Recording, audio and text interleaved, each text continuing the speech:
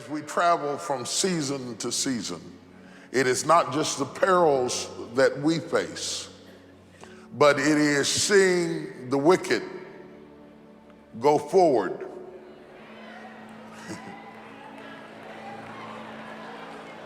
while the righteous are held back. I don't know if you've ever thought like that, but sometimes I see people succeeding who didn't pray nearly as hard, work nearly as long, have not been faithful at all, and it seems like they seemingly have moments of victory, placed in close proximity so I could see it.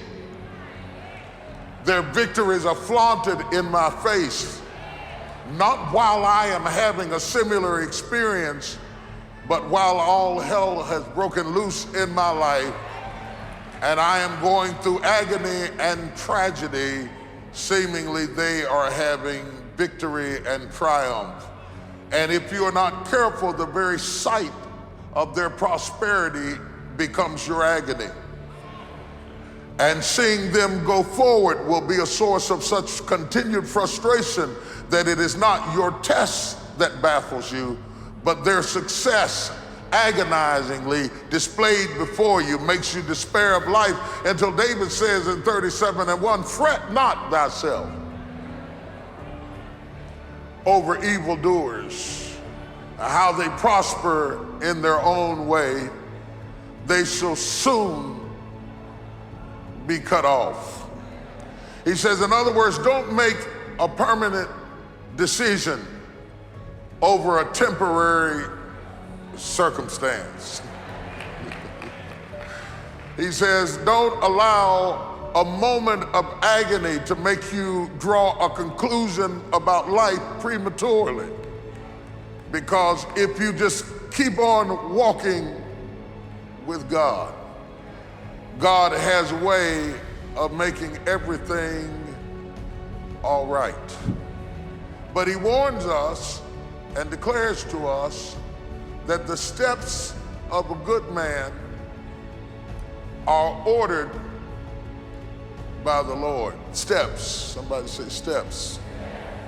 Now, the term steps implies process. Means it's going to take a while. Means that you can't get to the destination just because you want it,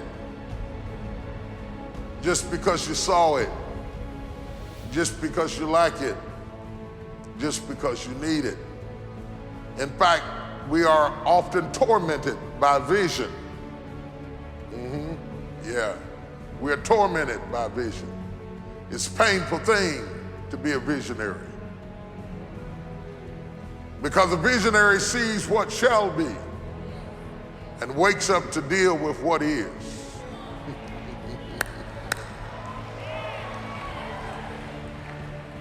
Sometimes a visionary cries out on the inside and says, God, don't even show me what shall be.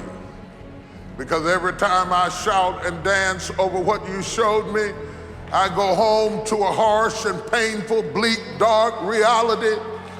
And the fact that I am torn between what shall be and what is creates agony in my life. The Bible said hope deferred makes the heart sick. There are moments that I'd rather not know that I'm going to be king if you're going to send me back out into the field to take care of sheep.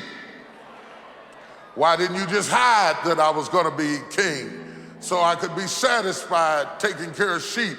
But because you told me you had more for me, I wanted to hasten the process to get to my destiny.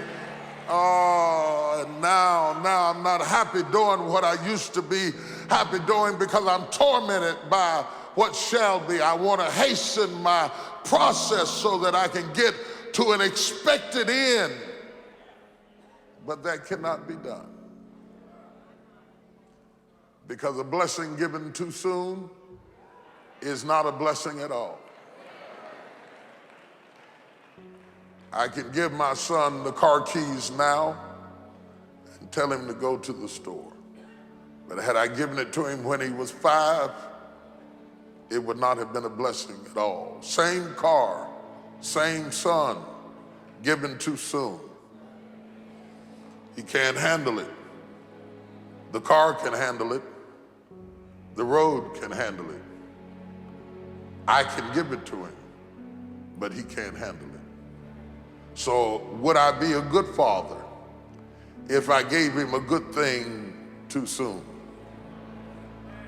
Sometimes my goodness is proven by my ability to say not yet.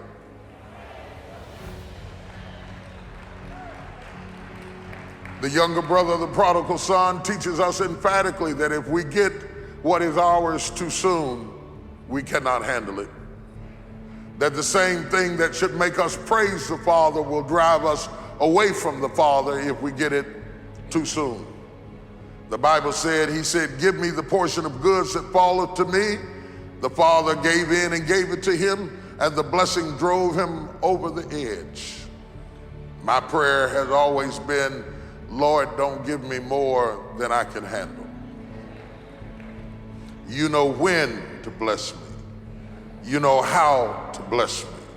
You know when I'm ready to be blessed. Teach me patience with the process. Go through the process. God has ordered steps. The thing that I'm thankful for is to know that God orders the steps. It helps me to understand that I am not wandering aimlessly, that I'm not just moving on my own, that there is a course for me to take, and that I can't graduate till I take it, that there is a path for me to trot, that God isn't making this thing up as he goes. I thought he was making it up as he went. That's why I prayed, so he could make it up my way.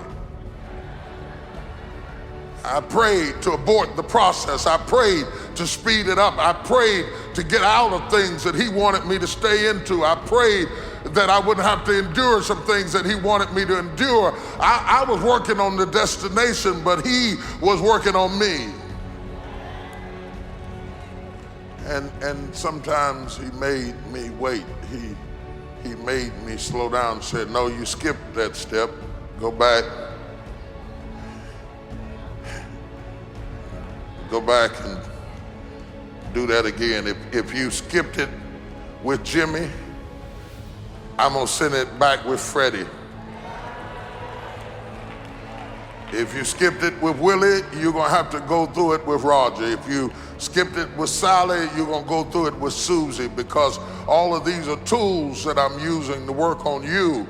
I'm not preparing the blessing for you. I'm preparing you for the blessing. The blessing is already prepared. Oh my God. The blessing is already prepared. Eyes have not seen, ears have not heard, neither have entered into the heart of man the things that God have prepared for them that love him. Did you know your blessing is already ready?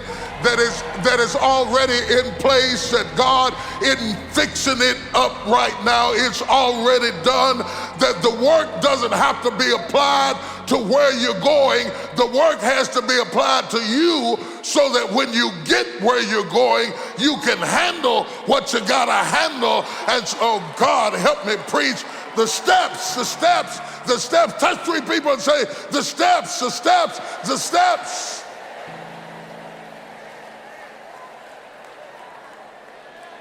You wanted a good husband, but you wasn't a good wife.